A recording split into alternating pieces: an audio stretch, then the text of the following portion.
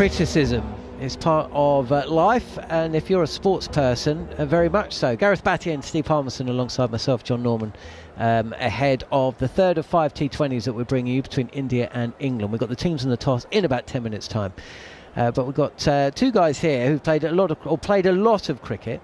I mean, Bats, you're still in the game, you're still getting pelters.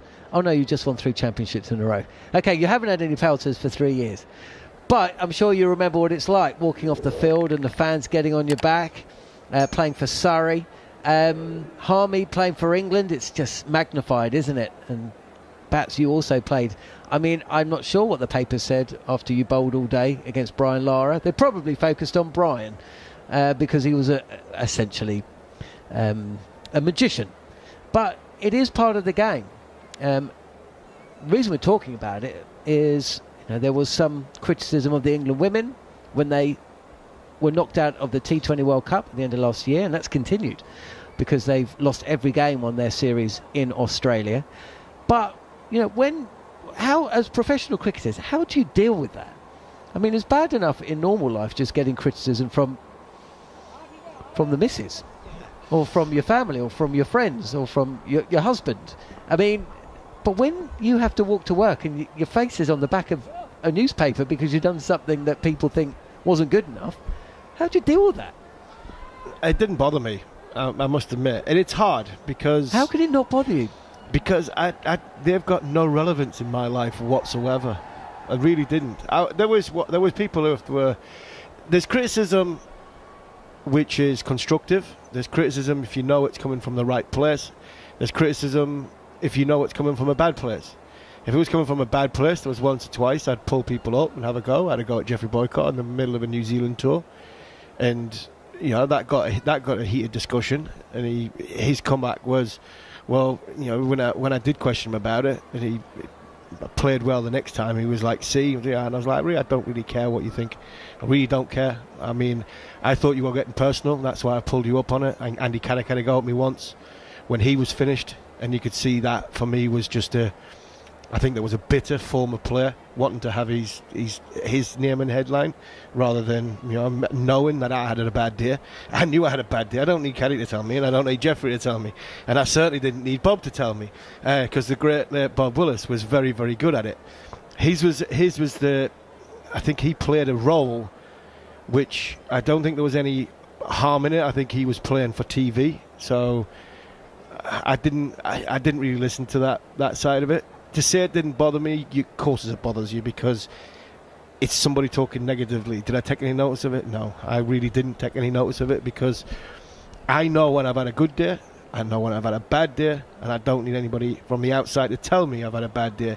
If it was constructive and somebody was being critical because of how my performance was, i.e. bowl too short or bowl too full, and there was relevance behind it, then I had no problem with that.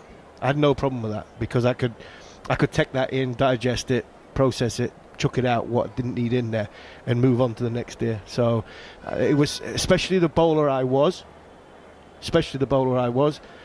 quite good at looking at tomorrow's a new day, the sun will come out, my kids love me, and I don't give it what anybody else thinks about me. But is there you know, you've been in the dressing room, and you are in the dressing room, and then you look up on the screen or you read the paper and there's a bloke that's was just out the dressing room who knows exactly what it's like in there, and all the ego and all the stuff that we never find out about, and he's shouting off, he's mouthing off. Is that kind of like, well, that's acceptable, you can say that, and that goes beyond the pale? I mean, when do you get most frustrated? I think more often than not, it's when it is what Steve touched on. It's the jealousy, or it's somebody trying to get the headlines because they no longer have the ability to be out there to perform. And I think that's the frustrating thing for majority of players. I mean, I was lucky that I wasn't a very good player, so every day that I had success, it was kind of a win because I expected to fail all the time. So it was never really a problem. But I tell you what, it was a real problem for family because they actually think you're better than what you are. So they take it personal. So that side of it I understand. But Steve's touched on that. Number one in the world, let's take that as gospel. Now, the other side of the fence, being a coach now, I tell you what, you be careful what you say about the players. If I've worked with them and I know they've worked hard, you be real careful, because if I got a chance, I'd be swinging at you. because almost the father bit comes out, and you're sort of going, hang on a second, this kid is working his socks off, he's not quite got it right, but his intention is perfect. Now, there is no perfect human being out there. Now, be careful with your criticism and be constructive with it, but don't just pull somebody apart who's doing it right, because I have a real problem with that, and I'll come seek you out. Because I think that's just wrong. But the players, though, Bats, they'll understand that. I mean, you as a player, you understand. If you listen to somebody who's very good and constructive because they're in the media, so they have to have their opinion. And if their opinion is, like you say, is constructive, you can see Jofra Archer's just gone for 60 in 4 overs, right? And in the last 3 mornings, spoken across our platform, and I've said he could easily have had 4 for 20, because the areas he was bowling, he nailed it. He just bowls a bit too fast, and if somebody swings the bat and gets a hold of it, it goes for 6. Now, I can understand where he's at, and I'm not going to. He's gone for runs. England have lost the game, but I can also see how the areas he's bowling and the execution of the plan, players wouldn't mind you criticising that. It's when you are going over the other side and going too far. Brilliant stuff. So the rules are, you can say whatever you like about Harmy, but don't criticise on the bats players, otherwise he'll beat you up.